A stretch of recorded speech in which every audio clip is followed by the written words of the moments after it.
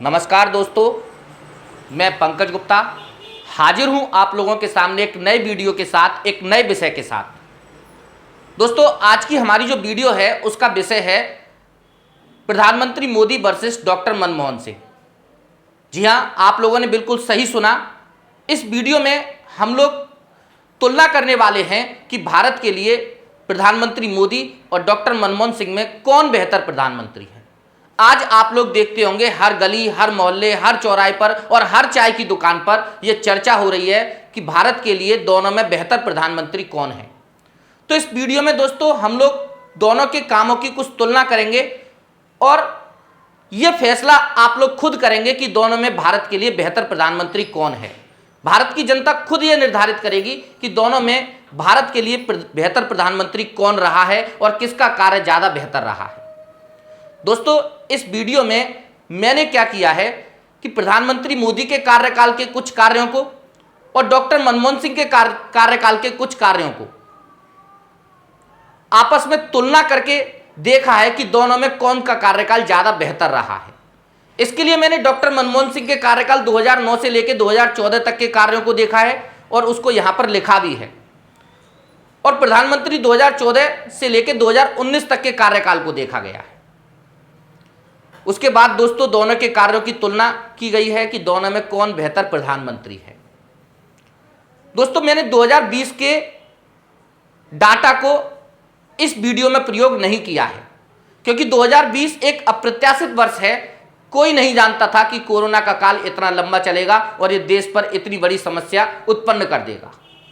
तो दोस्तों, इस 2020 को मैंने अप्रत्याशित वर्ष मान करके 2020 को इस आंकड़ों में शामिल नहीं किया है। डॉक्टर मनमोहन सिंह के 2009 से लेकर 2014 के कार्यकाल को मैंने यहां शामिल किया है और 2014 से लेकर 2019 के बीच में प्रधानमंत्री मोदी के कार्यों को इसमें शामिल किया है। दोस्तों, एक चीज और, मैंने इस वीडियो में जिन आंकड़ों को प्रयोग किया है वो बहुत ही विश्वसनीय हैं। द हिंदू और हिंदुस्तान टाइम्स ऑफ इंडिया जैसे अखबारों से मैंने ये डाटा लेकर के यहां पर लिखा है। तो दोस्तों, शुरू करते हैं आज की वीडियो।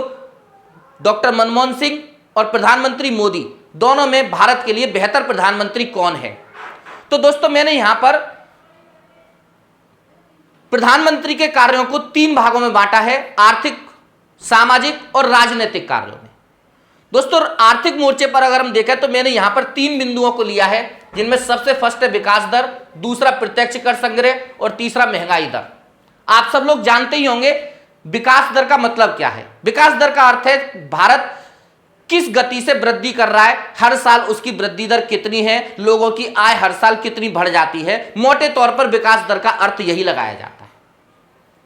तो दोस्तों, अगर मैं विकास दर के आधार पर प्रधानमंत्री मोदी और डॉक्टर मनमोहन सिंह की तुलना करूं तो 2014 से लेकर 2019 के बीच में भारत की जो विकास दर है वो 7.5% के बीच में रही है। और इसी दौरान अगर मैं डॉक्टर मनमोहन सिंह के कार्यकाल को देखूं तो 2009 से लेकर 2014 के बीच में डॉक्टर मनमोहन सिंह के कार्यकाल में भारत की जो विकास दर थी वो 6.7% थी। इस आधार पर देखें तो प्रधानमंत्री मोदी मनमोहन सिंह जी पर कुछ भारी बैठते। लेकिन दोस्तों, हमें यह नहीं भूलना चाहिए कि 2008 एक महामंदी का दौर था, जब पूरा विश्व महामंदी के दौर से गुजर रहा था। दोस्तों, दूसरी चीज, अगर मैं प्रत्यक्ष कर संग्रह की बात करता हूं तो प्रत्यक्ष कर संग्रह का मतलब है कि डायरेक्ट टैक्स से सरकार का कलेक्शन कितना है, सरकार की आय कितनी है। दोस्तों, डायरेक्ट टैक्स कलेक्शन सीधे सीधे देश के विकास के साथ जुड़ा हुआ है। व्यक्ति की आय जितनी होगी, स्वाभाविक सी बात है देश सरकार का प्रत्यक्ष कर संग्रह भी उतना ही अधिक होगा। तो यहां पर अगर हम देखें तो प्रधानमंत्री मोदी के कार्यकाल में जो प्रत्यक्ष कर संग्रह है वो 2014 से 2019 के बीच में 16.8% प्रतिवर्ष की दर से बढ़ा है। और यदि हम इसकी तुलना मनमोहन सिंह जी के कार्यकाल से करें तो मनमोहन सिंह के कार्यकाल में 17.9% प्रतिवर्ष की दर से भारत का प्रत्यक्ष कर संग्रह बढ़ा। यह बात अलग है कि हमारी जो वर्तमान सरकार है वो प्रत्यक्ष कर संग्रह को एक बड़ी उपलब्धि बताती है। लेकिन अगर हम आंकड़ों पर जाएं तो इन आंकड़ों के हिसाब से डॉक्टर मनमोहन सिंह प्रधानमंत्री मोदी पर कुछ भारी दिखाई देते हैं। और दोस्तों, अगर महंगाई दर की मैं बात करूं जिसका एक आम जनमानस के साथ सीधा सीधा और प्रत्यक्ष संबंध होता है। तो इस मामले में प्रधानमंत्री मोदी की जो सरकार है वो मनमोहन सिंह की तुलना में बहुत उच्च स्तर की दिखाई देती है। आप सबको पता होगा महंगाई डायन खाए जात है, ऐसे गाने आपको 2014 के दौर में आपको बहुत सुनाई दिए थे। और उसकी वजह यह थी कि अगर मैं महंगाई दर की तुलना करूं तो 2009 से 2014 के बीच में डॉक्टर मनमोहन सिंह के कार्यकाल में जो महंगाई दर थी वो 7.7% थी, जो दोस्तों बहुत ज्यादा मानी जाती है। किसी भी अर्थव्यवस्था के विकास के लिए जो महंगाई दर का उचित आंकड़ा है वो 3.5 से 4% के बीच माना जाता है। अगर महंगाई दर 3.5 से 4% के बीच होती है तो अर्थव्यवस्था की स्वास्थ्य के लिए बहुत अच्छा और लाभदायक माना जाता है। लेकिन इस दौरान अगर हम लोग प्रधानमंत्री मनमोहन सिंह के काम के दौरान देखें तो महंगाई दर 7.7% थी, जो बहुत ज्यादा थी। और दोस्तों इसी का ही परिणाम था कि 2014 में प्रधानमंत्री मोदी पूर्ण बहुमत के साथ भारत की सत्ता में आए थे। और अगर हम प्रधानमंत्री मोदी के कार्यकाल में देखें तो महंगाई दर पर बहुत ज्यादा नियंत्रण रहा है। अगर देखें प्रधानमंत्री मोदी के कार्यकाल में तो महंगाई दर 2.57% थी, जो मनमोहन सिंह की तुलना में बहुत कम है और बहुत अच्छी स्थिति में है, मजबूत स्थिति में है। लेकिन दोस्तों हमको यह नहीं भूलना चाहिए कि भारत में महंगाई दर का जो सबसे बड़ा फैक्टर है वो तेल की कीमतें हैं। 2011-12 में या 13-14 की बात करूं तो तेल की कीमतें वर्तमान की तुलना में लगभग दुगनी थी।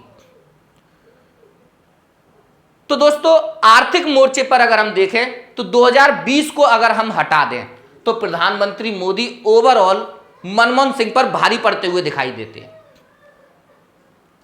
अब यदि हम सामाजिक आधार पर तुलना करें कि सामाजिक आधार में समाज के साथ जुड़ने में दोनों में से कौन प्रधानमंत्री ज्यादा बेहतर रहा है, तो दोस्तों मैंने यहां सामाजिक आधार पर क्या है कि प्रधानमंत्री मोदी की जो जन कल्याणकारी सामाजिक योजनाएं हैं उनको मैंने आप लोगों के सामने रखा है।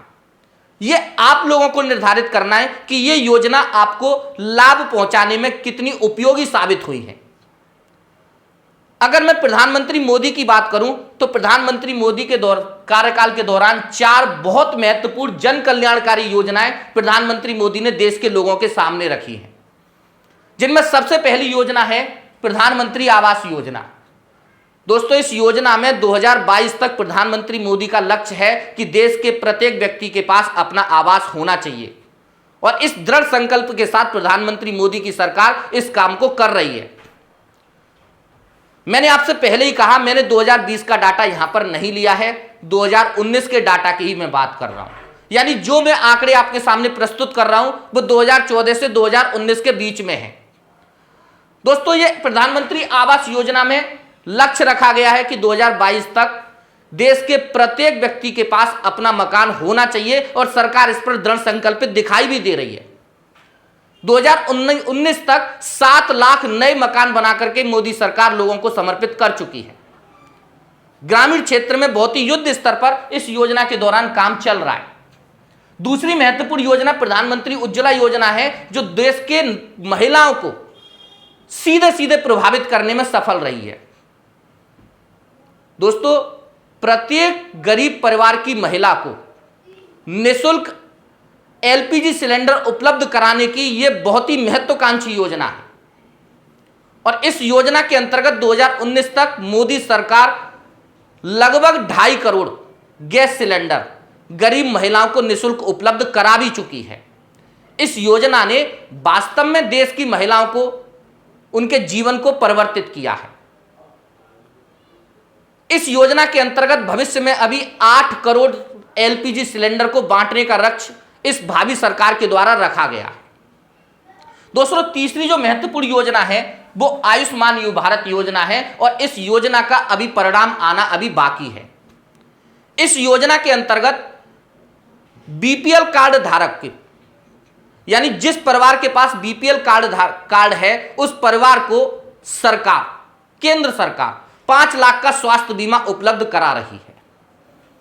इस योजना से ऐसी उम्मीद की जा रही है कि भारत के 10 करोड़ परिवार इस योजना का लाभ उठाएंगे।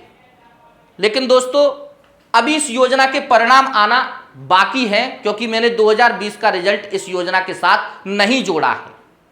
लेकिन वैश्विक स्तर पर इस योजना की बहुत ज्यादा चर्चा हुई है, बहुत ज्यादा इसके ऊपर डिबेटें हुई है। तो तीसरी जो महत्वपूर्ण भावी योजना में प्रधानमंत्री मोदी की शामिल की है वो है आयुष्मान भारत योजना। और दोस्तों चौथा यह है सड़क निर्माण। अगर सड़क निर्माण के मामले में हम देखें तो प्रधानमंत्री मोदी की सरकार प्रधानमंत्री मनमोहन की सरकार की तुलना में बहुत बेहतर साबित हुई है। इस सरकार ने 2014 से लेकर 2019 के दौरान 44,000 वर्ग किलोमीटर की सड़कों का यहां पर निर्माण किया है, जबकि इसी कार्यकाल के दौरान मनमोहन सिंह ने 2009 से 2014 के बीच मात्र 22,000 किलोमीटर सड़कों का निर्माण किया गया है। तो आप यहां पर समझ सकते हो कि सड़क के मामले में, सड़क निर्माण के मामले में भी प्रधानमंत्री मोदी की जो सरकार है वो मनमोहन सिंह की सरकार के ऊपर कुछ भारी दिखाई देती है। अब हम बात करते हैं प्रधानमंत्री डॉक्टर मनमोहन सिंह के कार्यकाल में उनकी जो योजना थी उनका लाभ आपको किस तरीके से मिल रहा है। तो जो डॉक्टर मनमोहन सिंह थे उनकी जो सबसे महत्वपूर्ण और जन कल्याणकारी योजना है वो मनरेगा माना जाता है, यानी Mahatma Gandhi national rural employment guarantee scheme. और दोस्तों इस योजना ने पूरे ग्रामीण क्षेत्र के जीवन को पूरे तरीके से बदल के रख दिया है। इस योजना ने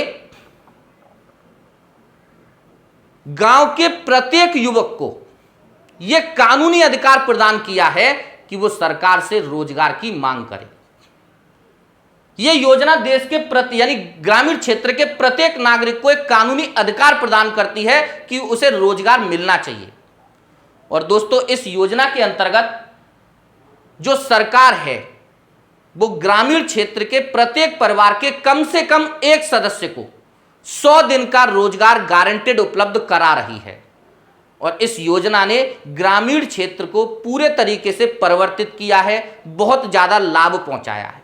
अभी कोरोना के काल की भी हम लोग बात करें तो अभी भी जो हमारे उत्तर प्रदेश के मुख्यमंत्री माननीय योगी जी हैं वो भी इस योजना के ऊपर विशेष ध्यान दे रहे हैं और उनका मानना है कि यह योजना रोजगार के लिए एक मील का पत्थर है। ग्रामीण लोगों को रोजगार दिलाने में इस योजना की बहुत महत्वपूर्ण भूमिका रही है और हो सकता है कि आगे भी इस योजना को यह योजना रोजगार में बहुत मील का पत्थर साबित हो। तो डॉक्टर मनमोहन सिंह की जो पहली जन कल्याणकारी योजना थी वो मनरेगा थी। दूसरा खाद्य सुरक्षा कानून। दोस्तों 2013 में डॉक्टर मनमोहन सिंह की सरकार के द्वारा पारित किया गया यह कानून देश के प्रत्येक व्यक्ति को, चाहे वो गरीब हो चाहे वो अमीर हो, देश के प्रत्येक व्यक्ति को भरपेट भोजन प्राप्त करने का अधिकार प्रदान करता है। दोस्तों इस कानून के अंतर्गत 75% ग्रामीण क्षेत्र को शामिल किया गया है और 50% शहरी क्षेत्र को शामिल किया गया है।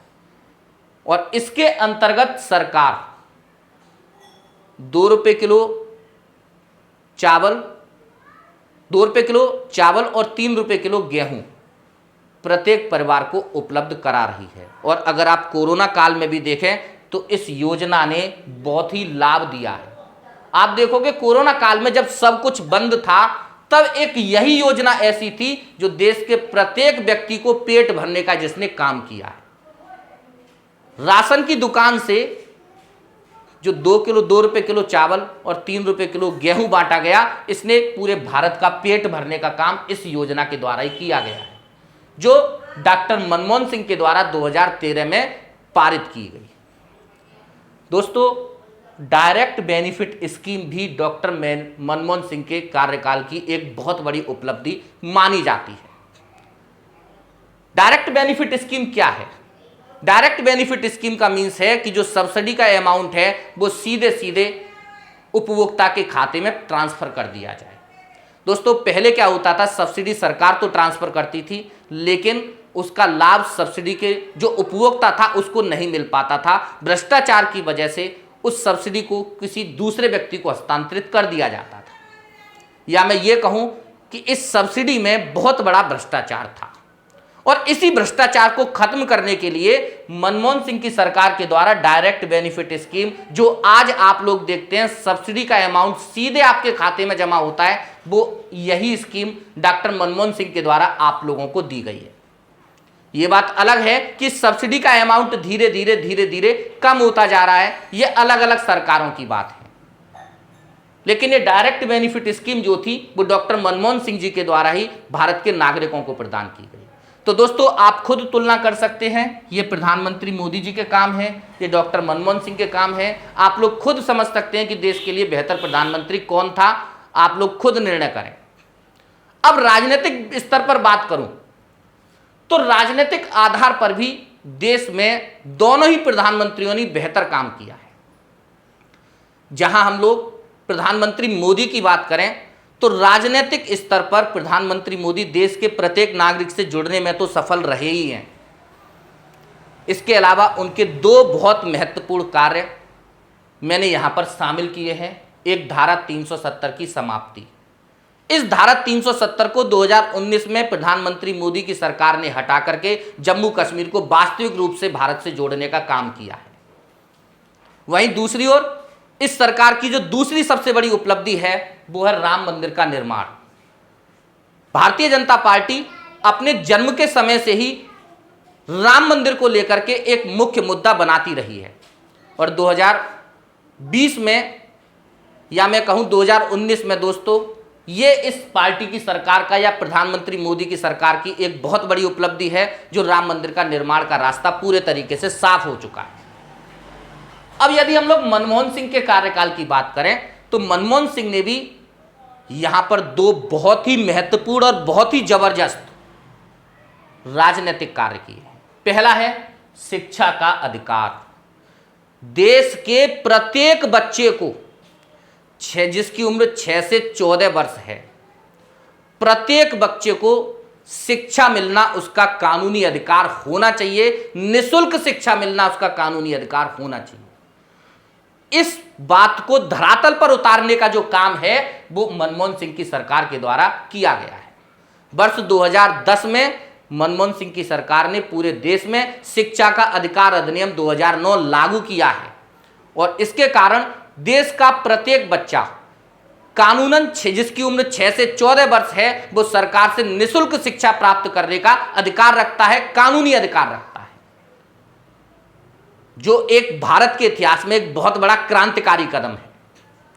दोस्तों एक और जो काम है डॉक्टर मनमोहन सिंह की सरकार का वो है सूचना का अधिकार, जिसे हम लोग आज आम बोलचाल की भाषा में आरटीआई कहते हैं। यह डॉक्टर मनमोहन सिंह के कार्यकाल के दौरान ही किया गया। दोस्तों भ्रष्टाचार को खत्म करने के लिए ये जो सूचना का अधिकार अधिनियम 2005 है ये बहुत मील का पत्थर साबित हुआ है। इस अधिनियम ने न केवल डॉक्टर मनमोहन सिंह की सरकार के घोटालों को बल्कि मोदी सरकार में भी जो विभिन्न अधिकारियों के द्वारा घोटाले किए गए, मंत्रियों के द्वारा जो घोटाले किए गए, उनको भी इस खुलासा करने में इस अधिनियम का बहुत बड़ा योगदान रहा है। दोस्तों ये अधिकार, सूचना का जो अधिकार है, ये आज एक आम नागरिक का अधिकार बन चुका है और इसको भी धरातल पर उतारने का जो काम है वो डॉक्टर मनमोहन सिंह की सरकार के द्वारा किया गया है।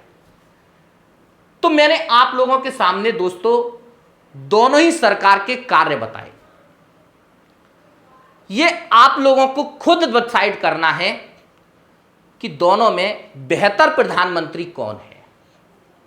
दोस्तों आपके कमेंट का मुझे इंतजार रहेगा। कमेंट करके आप लोग मुझे बताइए कि दोनों में बेहतर प्रधानमंत्री कौन है। धन्यवाद।